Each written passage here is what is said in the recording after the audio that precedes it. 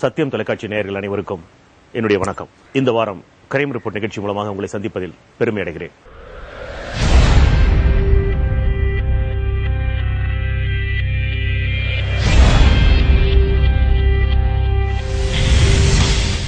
இந்த உலகத்தின் ஒவ்வொரு மூலைகளிலும் ஆங்காங்கே அவ்வப்போது போராட்டங்கள் நடைபெற்றுக் கொண்டுதான் இருக்கின்றன. அந்த போராட்டங்களுக்கும் அந்த போராளிகளுக்கும் ஒவ்வொரு விதமான பெயர் வைத்து அழைக்கப்படுகிறது.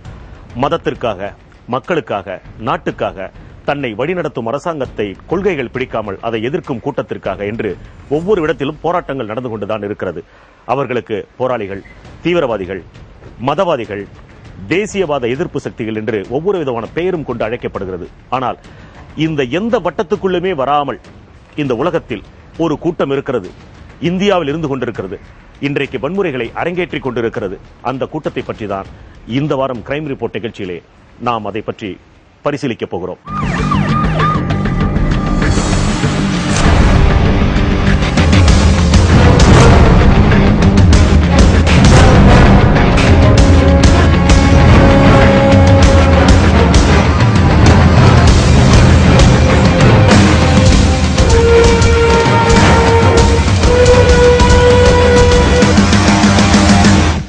ஒரு கொலை என்பது எதற்காக நடக்கிறது? கோஷ்டி மோதல், முன்விரோதம், பகை, நிலப்பேரம், அரசியல் காழ்ப்புணர்ச்சி அல்லது கள்ளத் தொடர்பு, இவைகளுக்குள் ஏதோ ஒரு காரணத்திற்காக தான் இது போன்ற கூலிப்படைகளுடைய கொலைகள் இங்கே அரங்கேறுகின்றன. ஆனால் கொலை செய்யப்பட்டவர்களுக்கும் இந்த கூலிப்படைக்கும் எந்த சம்பந்தமே இல்லை என்பதுதான் இதில் அதிர்ச்சியான இன்னொரு விஷயம். எதற்காகத்தான் கொலை செய்யப்படுகிறோம் என்பதே தெரியாமல் அப்பாவிகள் இறக்கின்றனர். யாரை கொலை செய்கிறோம் என்று தெரியாமலேயே சில கூலிப்படைகள் இது போன்ற தவறுகளையும் இங்கே அரங்கேற்றி அப்பாவிகளை தண்டித்திருக்கிறது. சமீபத்தில் நான் பார்த்து படித்து பயந்து வியந்த ஒரு சம்பவம். நமது கோயம்பேடு பேருந்து நிலையம் அருகே மதுராந்தகம் செல்லும் வழியில் காத்திருந்த ஒரு கால் டிரைவர், அவர் படுகொலை செய்யப்பட்டார். கொலை செய்யப்பட்ட 2 நாட்களுக்கு பிறகு அவருக்கு கொடுக்கப்படும் தகவல் அறிக்கையிலே தெரிவிக்கப்படுகிறது, கூலிப்படையை கைது செய்யவிட்டோம், ஆனால் அவர்களுடைய கொலை நோக்கம் இந்த டிரைவர் அல்ல, கொலை செய்யப்பட்ட இந்த டிரைவர் அல்ல, அந்த காரில் பிரயாணம் செய்த பிரயாணி. சொல்லப்பட்ட அடையாளம் கருப்பு பேண்ட் வெள்ளை சட்டை. எதிர்பாராத சூழ்நிலையில் அந்த டிரைவரும் கருப்பு பேண்ட் வெள்ளை சட்டை அணிந்திருந்ததால் பிரயாணிக்கு பதிலாக, அந்த பயணிக்கு பதிலாக இந்த அப்பாவி டிரைவர் கொலை செய்யப்பட்டார் என்பது உண்மை. இது போன்ற கொடூரமான அப்பாவிகளும் இங்கே செத்துக் கொண்டுதான் இருக்கிறார்கள் இந்த கூலிப்படைகளால். மேலும் சமீபத்தில் நமது நாட்டில் நடந்த இந்த கூலிப்படைகளால், குறிப்பாக இந்த கூலிப்படைகளால் நடந்த அரசியல்வாதிகள் சம்பந்தப்பட்ட சில கொலைகளை இப்போது பார்க்கலாம்.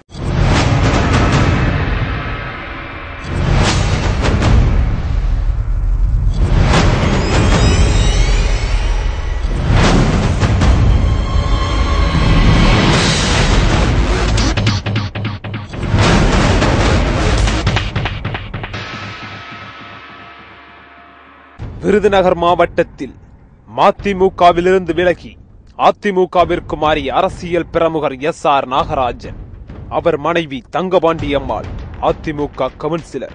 இவர்கள் இருவரும் கோவிலுக்கு வந்தபோது கொடூரமாக வெட்டி கொலை செய்யப்பட்டனர்.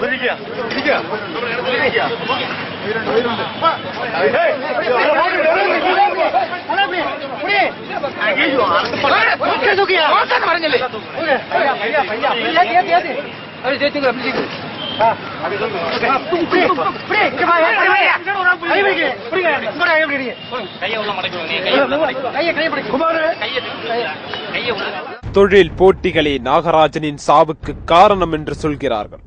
குத்தகை, காய்கறி மார்க்கெட், நகராட்சி கான்ட்ராக்ட், பைனான்ஸ் என்று பவர்ஃபுல்லாக இருந்தவர் SR நாகராஜன். நாகராஜனின் கும்பலுக்கும் எதிர்கும்பலுக்கும் இடையே நடந்த பேரங்களில் கொலைகள் சிலவும் நடந்திருக்கின்றன. அளவுக்கு மீறிய ஆசைகள், அத்துமீறிய தேவைகள், எத்தனை கோடிகள் கிடைத்தாலும் ஆசைகள் அடங்குவதில்லை. கூலிப்படைகளும் குறைய போவதில்லை.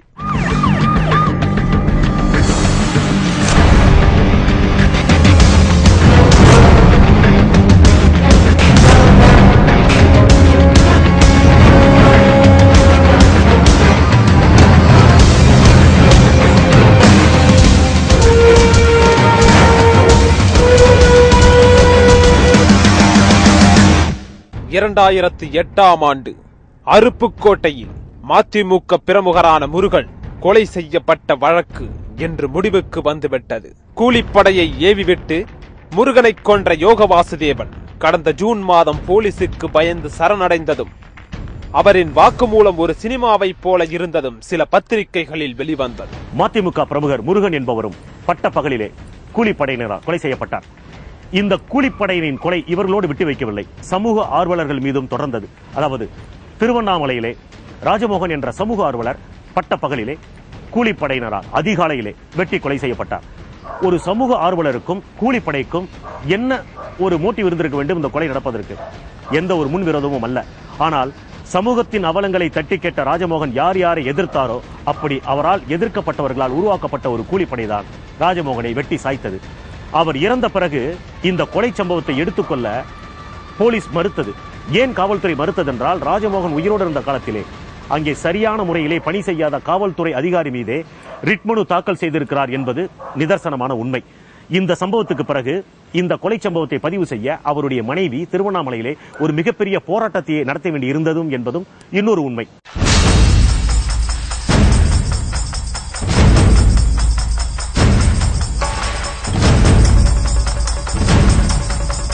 சமூக அவலங்களை தட்டி கேட்டு கத்தும் போதெல்லாம் காயப்பட்ட வெறிநாய்கள் ரத்தம் குடிக்க காத்து கொண்டே இருக்கும். யாருக்கு என்ன அநியாயம் நடந்தாலும் தனியாளாய் நின்று காரணம் கேட்டு கைதூக்கியவர் ராஜ்மோகன் சந்திரா. திருவண்ணாமலை மாவட்டத்தைச் சேர்ந்த ராஜ்மோகனை ஒரு பொதுநல விரும்பி என்று சொல்கிறார்கள். சட்டத்துக்கு புறம்பாக செயல்படும் அரசு அதிகாரிகளை ராஜ்மோகன் தகவல் அறியும் உரிமை சட்டத்தின்படி மேல்கோட் கீழ்கோட் என்று இழுத்து அலைகழித்திருக்கிறார். காவல்துறையினர், வழக்கறிஞர்கள், நகராட்சி ஆணையர்கள் என்று பலர் மீது பொதுநல வழக்கு போட்டு கிரங்கடித்திருக்கிறார். இதனால் நாளுக்கு நாள் ராஜ்மோகனுக்கு பகைவர்கள் அதிகரித்துக் கொண்டே இருந்தார்கள். 100க்கும் மேற்பட்டோர் மேல் வழக்கு தொடுத்திருக்கும் ராஜ்மோகன் தன் உயிருக்கு பாதுகாப்பு கேட்டும் துப்பாக்கி லைசென்ஸ் கேட்டும் காவல்துறையிடம் கெஞ்சி இருக்கிறார். காவல்துறையின் மீதே வழக்கு தொடர்ந்த ராஜ்மோகனுக்கு எந்த விதமான பாதுகாப்பும் தராமல் காக்கிச் சட்டைகள் மெத்தனமாக இருந்துவிட்டன.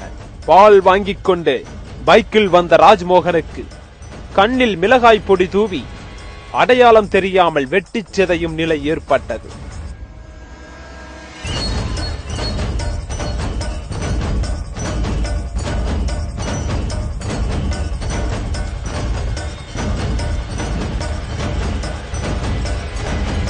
ஆறு மாதத்துக்கு முன்பு துரை என்பவர் இப்படிதான் நடுரோட்டிலேயே வெட்டி சாய்க்கப்பட்டார். ராஜ்மோகன் சந்திரா என்பவர் இங்கே விட்டுப்பட்டு இறந்து கிடக்கிறாரு.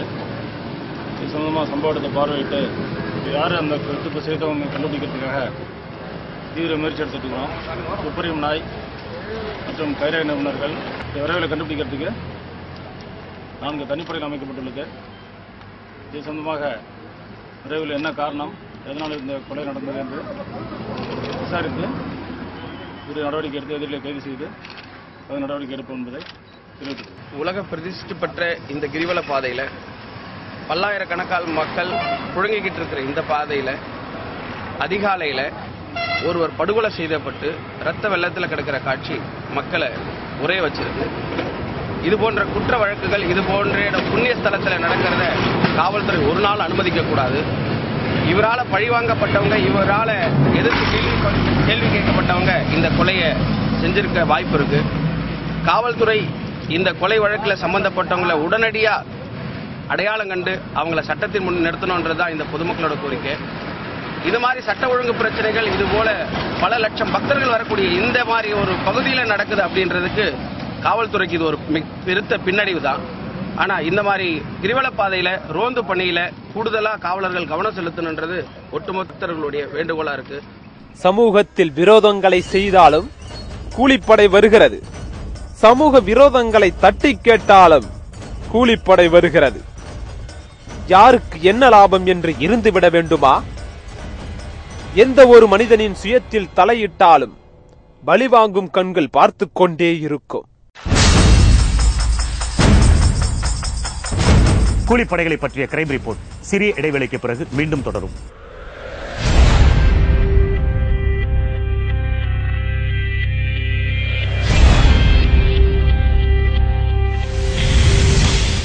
காலத்தின் கட்டாயத்தால் ஏதோ ஒரு சூழ்நிலையிலே தன் முதல் கொலையை அரங்கேற்றியவர்கள் அதை தொடர்ந்து வரும் எதிர்ப்புகளை சமாளிக்க இயலாமல் தொடர்ந்து கொலைகளுக்கு மேல் கொலைகள் செய்து மிகப்பெரிய தாதாக்களாக தமிழ்நாட்டில் வலம் வருவதை நம்மளால் காண முடிகிறது.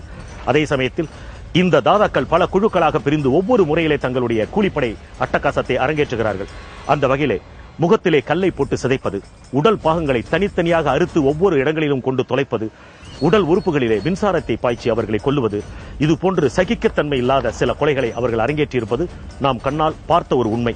ஆனால் சமீபத்தில் செங்கல்பட்டு, கிருஷ்ணகிரி, அதை தொடர்ந்து திண்டுக்கல் போன்ற இடங்களில் இந்த கூலிப்படைகள் நடத்திய கொலைகள் தமிழ்நாட்டை மிகப்பெரிய அதிர்ச்சிக்கும் பயத்திற்கும் ஆளாக்கியது என்பது நிதர்சனமான ஒரு உண்மை.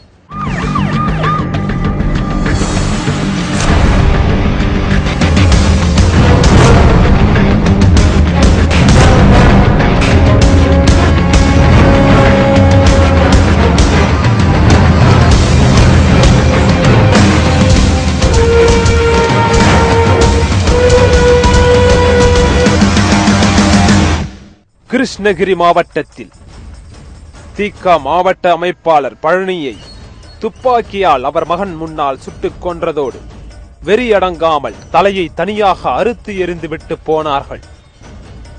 ஒரு கொலையை செய்துவிட்டு சமாளிக்க முடியாமல் அடுத்தடுத்து எதிரிகளாக வந்தவர்களை எல்லாம் போட்டுத் தள்ளும் ரவுடிகளின் கதைகள் தமிழகத்தில் ஏராளம் இருக்கின்றன.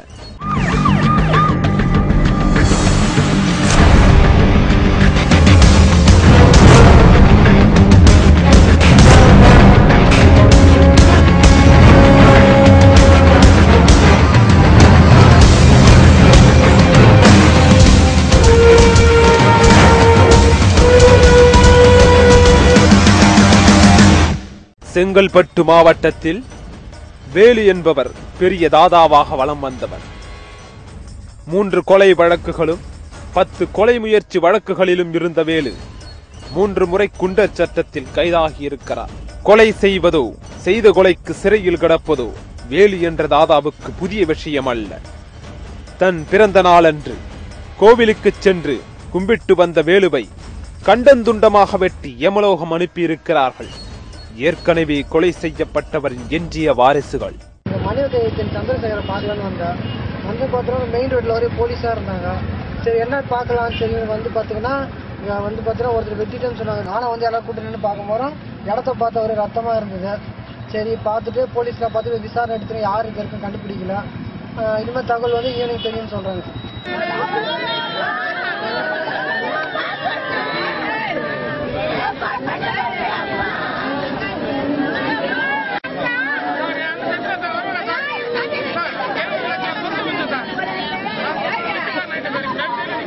இது போன்ற கூலிப்படைகளுக்கு பின்னணியில் தொழில் பேச்சுவார்த்தைகள் நடத்தும் மிகப்பெரிய பண முதலைகளால் தான் இவர்கள் கூலிப்படைகளாகவே உருவாக்கப்படுகிறார்கள்.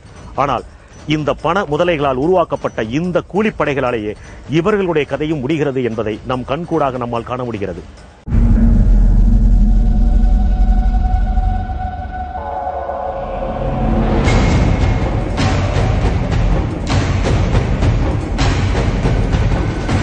செங்கல்பட்டில் வேலுவைப் போலவே ஜாஃபரின் கதை. திண்டுக்கல் மாவட்டத்தில் ஒரு கொள்ளை வழக்கில் ஜாமீன் பெற்று வெளிவந்த ஜாகிர் ஹுசேன் என்பவரை சிறை வாசலில் வைத்து முகம் தெரியாத அளவுக்கு கொத்தி இருக்கிறார்கள் கூலிப்படையினர்.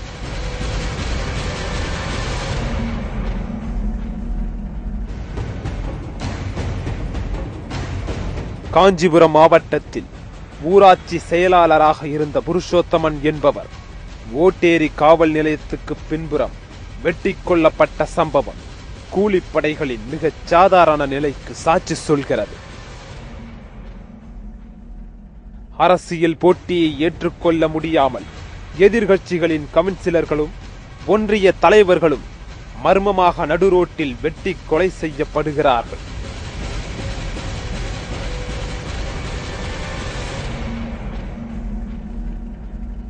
கூலிப்படைகளை பற்றிய கிரைம் ரிப்போர்ட் சிறிய இடைவெளிக்கு பிறகு மீண்டும் தொடரும்.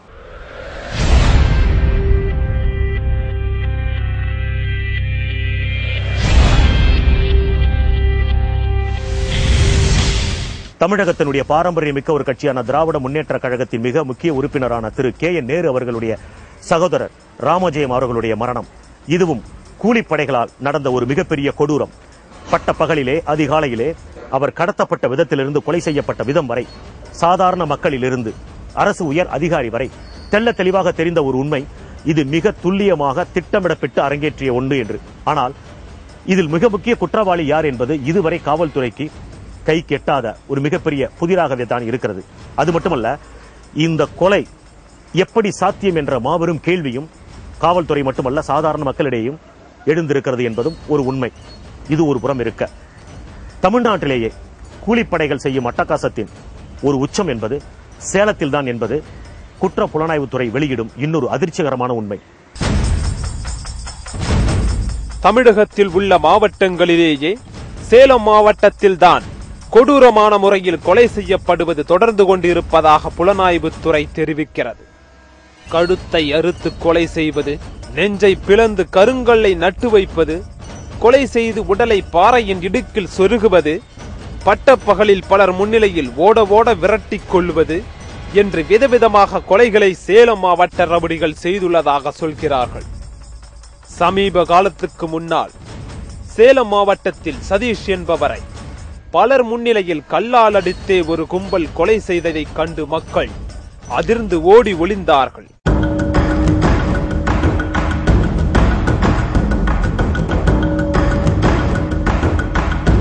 திருச்சி மாவட்டத்தின் திமுக செயலாளர் KN நேருவின் தம்பி ராமஜெயத்தின் குரூர கொலையில் இன்று வரைக்கும் முக்கிய கொலையாளி யார் என்பதை தமிழக காவல்துறையால் கண்டு சொல்ல முடியவில்லை.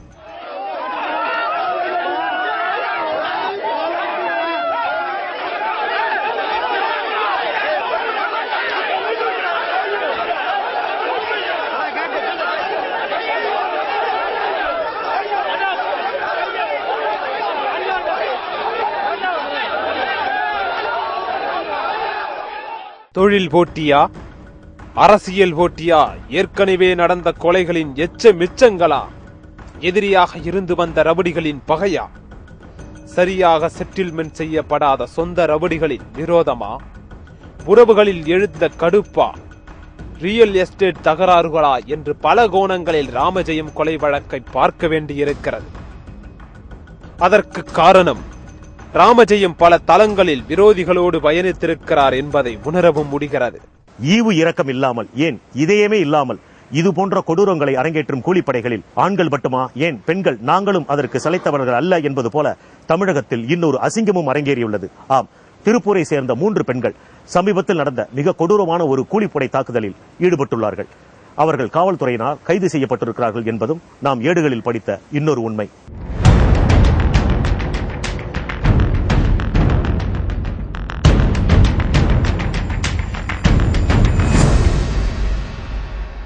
கூலிப்படையில் ஆண்களுக்கு இளைப்பிள்ளை பெண்கள் என்று நிரூபித்திருக்கிறார்கள். திருப்பூரைச் சேர்ந்த 3 பெண்கள். தேவி என்ற பெண் தன் கணவரின் அண்ணன் மனைவியான பிரியாவை தன் கணவரோடு தொடர்பு படுத்தி சந்தேகப்பட்டிருக்கிறார். வாய் தகராறுகள் முற்றி பெண் பக்கத்து வீட்டில் வசிக்கும் தனலட்சுமி மற்றும் விஜயலட்சுமி ஆகிய 2 பெண்களையும் கூட வைத்துக் கொண்டு தேவி 30 முறைக்கும் மேல் கடப்பாரை, அரிவாள் மற்றும் கத்தியால் வெட்டி கொடூரமாக கொலை செய்திருக்கிறார். பிரியாவின் உடலை அருகில் இருந்த தண்ணீர் தொட்டியில் தூக்கி எறிந்துவிட்டு ஒன்றுமே நடக்காதது போல வீடு சென்று இருக்கின்றனர் இந்த 3 பெண்களும். டிபிகோ செக்ஷன்கள், குண்டர் சட்டங்கள் என்று எத்தனையோ விதிமுறைகள் இங்கே கடைபிடிக்கப்பட்டாலும் முன்ஜாமீன் என்ற பெயரிலே மீண்டும் மீண்டும் அப்பீல் செய்து அதன் மூலமாக வெளிவந்து தன்னுடைய வாழ்க்கை பயணத்தை நல்லபடியாக கடந்து வந்து கொண்டுதான் இருக்கிறார்கள் இப்படிப்பட்ட கேவலமான தாதாக்கள். அதே சமயத்திலே குற்ற பின்னணியில் இருப்பவர்களுடைய பட்டியல்கள் சரியான முறையிலே இங்கே பராமரிக்கப்பட்டு வந்தால் கூட கூலிப்படையினருக்கென்று தனியான முறையிலே ஒரு பட்டியல் இல்லை என்று ஆதங்கப்பட்டு கூறுகிறார் தமிழ்நாட்டினுடைய டிஜிபி அவர்கள்.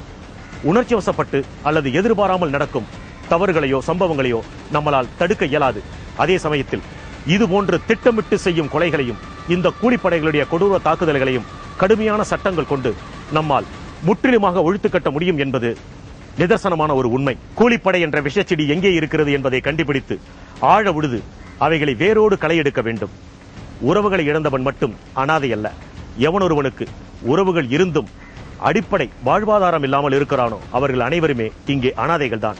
இந்த கூலிப்படையரின் நோக்கம் என்பது மிக குறுகிய ஒரு நோக்கமாக தான் இருக்கிறது. மது, மாது, போதை அல்லது எளிய வழியில் வரும் தவறான பணம், இவைகள் மட்டுமே இவர்களுடைய நோக்கமாக இருக்கிறது. ஆனால் 5 வருடத்துக்கு ஒரு முறை நான் எழுதிய சட்டங்களை மறுபரிசீலனை செய்யுங்கள் என்று எழுதிய அம்பேத்கருடைய வார்த்தைகளை இந்த இடத்திலே நாம் நினைவு கொள்ள வேண்டும். கூலிப்படை என்ற ஒன்றை அடியோடு வேரோடு முற்றிலுமாக ஒழிக்க எடுத்திருக்கும் முயற்சி இந்த நிகழ்ச்சி. நன்றி, வணக்கம்.